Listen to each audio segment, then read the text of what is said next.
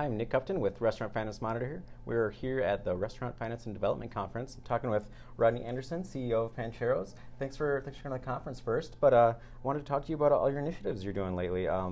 Certainly, you've got a lot of things to juggle, but overall, what's going on with the brand? How are things? Well, things are great. Things are great. We are speaking of initiatives. We are going to launch our mobile ordering app here in a few weeks. Wonderful. Hopefully sooner than later, but yeah, we're going to do that, and we've been working on it for a while. And as you know, everybody's talking digital, mobile ordering, delivery, and we've been taking the last year to really get it ready and get the operations staff ready. And our goal is to not disrupt our internal operations in order to take mobile orders. So that's taken a while, and it's I think it's going to go very well. So wonderful. What were some key pieces to that puzzle? I know there's a lot to do before you can really successfully launch a mobile app. Give me a couple of specifics there. You know, for us, we make the food in front of everybody. Yeah. And everyone's in line watching and moving down the line, customizing. And there isn't a back kitchen that you can hide in. Yeah, yeah. So the most difficult issue to solve was how do you do those orders and not offend the customers that are there. Of course, yeah. And so we rolled out the online version of mobile ordering, same format, same structure in the restaurant, same way of operating. Yeah. And had franchisees work with it, had us work with it, and kind of got comfortable with it. And have all our ideas on how we should do it, and they're ready, and then those might change with the volume. It's maybe the first thing that we can't predict exactly how it's going to go, but we have to be ready for it and make sure we please everybody. Wonderful. And who are you working with on the app? I believe you have a few. We're working with Olo and Punch. Olo for the ordering part, Punch for the app, and we think they're very good partners.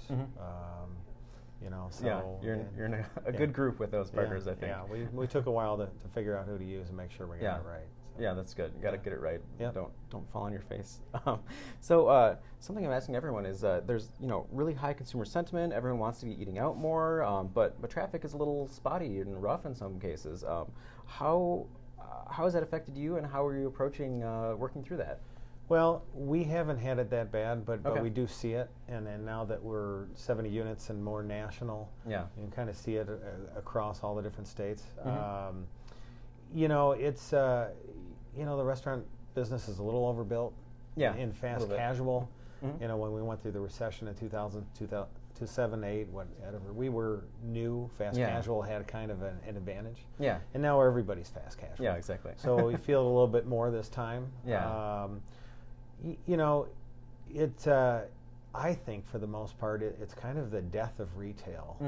Has a bigger impact than people talk digital or grocerants or these other issues. I really think, and maybe being a little bit overbuilt, but I think it's changing because people aren't out at the same generators for our business that they used to be. Yeah. So they're not out shopping and they don't stop by as often, or they get stuff at the grocery store that they eat at home. Yeah.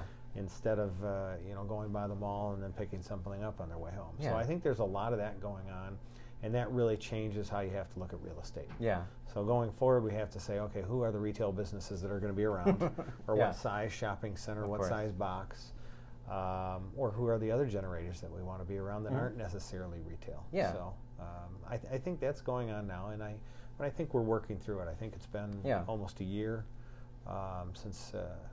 People started complaining, and now you see all the chains admitting that they have issues and restaurant closures. So I think we've worked through most of that, and it should be brighter ahead. So wonderful. And I think the digital push that you guys are doing is going to work really well in that new retail landscape. But who are some of the other retail drivers, and does that mean slowing down growth a little bit, or how do you do that? It means paying attention to real estate a little bit better. Yeah. And trying to learn, 70 stores isn't enough to model something perfectly. Yeah. But you got to look at them all and say, okay, what's the retail around that? What are the schools, the hospitals, the daytime population for employment? It used to be easy to say we want 10,000 daytime population in a mile, and we want some retail so that we get the weekend and evening traffic. Yeah. Well, you used to pick certain retailers and say that's who we want to be in front of. That works great, and some of those have been completely replaced by online versions, and so they're not as good anymore. So you got to look at them and say who's gonna be there in 10 years? Will people need that service? Will they be driving there and then stopping by our store? So. Wonderful. Well, best of luck with the digital launch. Thanks so much for being a part of this. Thanks for coming to the conference. Yeah, it's been great talking to you.